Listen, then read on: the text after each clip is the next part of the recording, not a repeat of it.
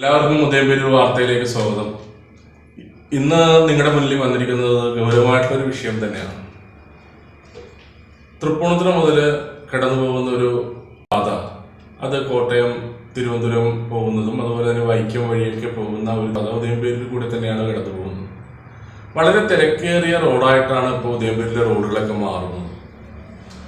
ദൈനംദിനമായ ആക്സിഡന്റുകളും അപകട മരണങ്ങളും എല്ലാം കൂടിക്കൊണ്ടിരിക്കുന്ന അവസ്ഥയാണ്. ഇവിടുത്തെ നിയമ സംവിധാനങ്ങളും അതുപോലെ RTO അടക്കമെല്ലാം കാര്യക്ഷമതയോട് തന്നെയാണ് പ്രവർത്തിക്കുന്നത്. പക്ഷെ ഇവിടുത്തെ വിഷയം എന്ന് പറയുന്നത്, പുതിയാവ് കഴിഞ്ഞാൽ കണ്ടനാട് കവല കഴിഞ്ഞാൽ പിന്നെ നടക്കാവ് കവല കഴിഞ്ഞാൽ പിന്നെ അടുത്ത് വരുന്ന ഒരു കവലയാണ് IOC ജംഗ്ഷൻ. അതിന് തൊട്ടടുത്ത് വിദ്യാഭ്യാസ സ്ഥാപനമുണ്ട്, SNDP സ്കൂൾ അടക്കമുള്ള സ്ഥാപനങ്ങൾ IOC ജംഗ്ഷനിലുണ്ട്. പക്ഷെ IOC ജംഗ്ഷൻ എന്ന് പറയുന്നത് ഒട്ടനവധി ബോട്ടിലിംഗ് പ്ലാന്റിലെ ഗ്യാസുമായി പോകുന്ന ഒട്ടനവധി ലോറികൾ, പിന്നെ IOC പെട്രോൾ പമ്പ്, പിന്നെ അവിടെ ഒരു കവല, ഇതിലൂടെ എല്ലാം റൈറ്റും ലെഫ്റ്റും എല്ലാം എപ്പോൾ വേണമെങ്കിലും കയറിപ്പോവാം. നീളം കൂടിയ തമിഴ്നാട് വണ്ടികൾ, ഈ ബൾക്ക് ലോറികളെല്ലാം കയറിപ്പോകുന്നൊരു കവലയാണ്. പക്ഷെ അവിടെ ഒരു ട്രാഫിക് സിഗ്നൽ സംവിധാനം, ഇപ്പോൾ നമ്മുടെ NBCT, അതുപോലെ തന്നെ HPC, അതുപോലെ റിഫൈനറി, എവിടെയൊക്കെ പോകുമ്പോൾ നമുക്കറിയാൻ ഒരു സൈൻ ബോർഡ് ഉണ്ടാവും. നമ്മളോട് നിശബ്ദമായി സംസാരിക്കുന്നത് എപ്പോഴും ഒരു ഡ്രൈവറെ സംബന്ധിച്ചിടത്തോളം നമ്മളോട്, കാറിന്റെ ആയിക്കോട്ടെ, ഓട്ടോറിക്ഷയുടെ ആയിക്കോട്ടെ, ബസ്സിന്റെ ആയിക്കോട്ടെ, അവിടെ സംസാരിക്കുന്നത്, നിശബ്ദമായി സംസാരിക്കുന്നത് ട്രാഫിക് സിഗ്നലുകളാണ്. പക്ഷെ ഉദയംപേരൂരിലേക്ക് കയറുമ്പോൾ ഇങ്ങനെ ഒരു ഇന്ത്യൻ ഓയിൽ കോർപ്പറേഷന്റെ ബോട്ടിലിംഗ് പ്ലാന്റ് നടക്കാവ് കഴിയുമ്പോൾ IOC ജംഗ്ഷനിൽ ഉണ്ടെന്നും അവിടെ എപ്പോൾ വേണമെങ്കിലും നമ്മൾ ഒരുപാട് വണ്ടികൾ കിടന്നു വരാം, അല്ലെങ്കിൽ അതിലൂടെ റൈറ്റും ലെഫ്റ്റും എല്ലാം വരാം എന്നുള്ളൊരു സിഗ്നലൊന്നും അവിടെ ഇല്ല. അപ്പോൾ ഇത് വളരെ വലിയൊരു വീഴ്ച തന്നെയാണ്. ഇപ്പൊ ഇന്ന് തന്നെ ഞാൻ ഈ നമ്മുടെ ന്യൂസിൽ ഉദയംപേരൂർ വാർത്തയിലേക്ക് ഈ വിഷയം കൊണ്ടുവരാനുള്ള കാരണം, ഇന്ന് നേരിൽ കണ്ട ഒരു അപകടമാണ്. 2 വീലർ തമ്മിൽ കൂട്ടിയിടിച്ചതാണ്. IOC ബോട്ടിംഗ് പ്ലാന്റിലേക്ക് വണ്ടികൾ തിരികെയാണ്, 2 വീലർ 2 വഴി വരുന്നു. അതുപോലെ തന്നെ കോട്ടയം റൂട്ടിലുള്ളതും പൂത്തോട്ട റൂട്ടിലുള്ള എല്ലാ ബസ് സർവീസുകളും സമയം അഡ്ജസ്റ്റ് ചെയ്യുന്ന ഒരു റോഡും കൂടിയാണ് ഈ പുത്തങ്കാവ് തൊട്ട് പുതിയാവ് വരെ വരുന്ന ഒരു ദേശീയപാതയല്ല, സംസ്ഥാന പാത. ഈ പാതയിൽ തിരക്ക് ദിനംതോറും വർദ്ധിച്ചുകൊണ്ട് വരികയാണ്.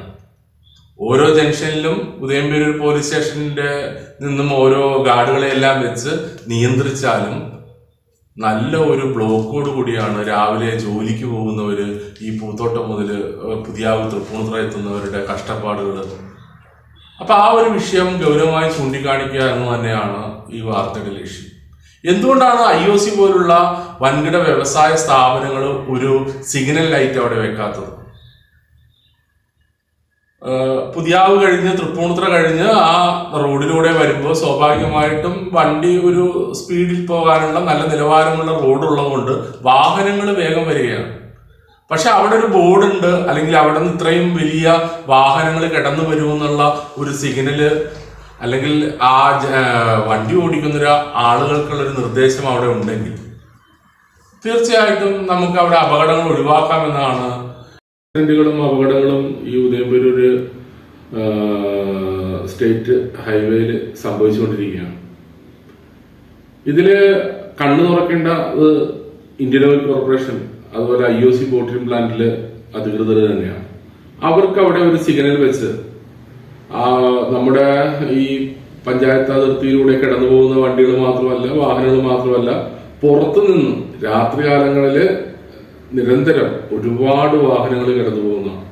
അപ്പോൾ അവിടെ പുതിയാവ് കഴിഞ്ഞിട്ട് നടക്കാവ് എത്തുമ്പോൾ തന്നെ ബോട്ടിംഗ് പ്ലാന്റിന്റെ വണ്ടികൾ, അതുപോലെ വണ്ടികൾ, ബൾക്ക് ലോറികളെല്ലാം കിടന്നു വരുന്നു എന്ന ഒരു നിർദ്ദേശ ബോർഡോ, അല്ലെങ്കിൽ തൊട്ടടുത്ത് ഒരു ജംഗ്ഷൻ ഉണ്ടെന്ന്, ജംഗ്ഷൻ ഹെഡ് എന്നും പറഞ്ഞിട്ട് ഒരു ബോർഡോ വെച്ച് അവിടെ സ്ഥാപിക്കുകയാണെങ്കിൽ തീർച്ചയായിട്ടും അപകടങ്ങൾ ഒഴിവാക്കാനുള്ള ഒരു മാർഗമായിട്ടാണ് ഈ ഉദയംപേരൂർ വാർത്ത അതിലെ കണ്ടത്. അതുകൊണ്ട് IOCയിലെ അധികൃതർ ഈ വിഷയത്തിൽ ഇടപെടുമെന്നൊരു പ്രതീക്ഷയുമായിട്ടാണ് ഇന്നത്തെ വാർത്ത അവസാനിപ്പിക്കുന്നത്. എല്ലാവർക്കും നന്ദി, നമസ്കാരം.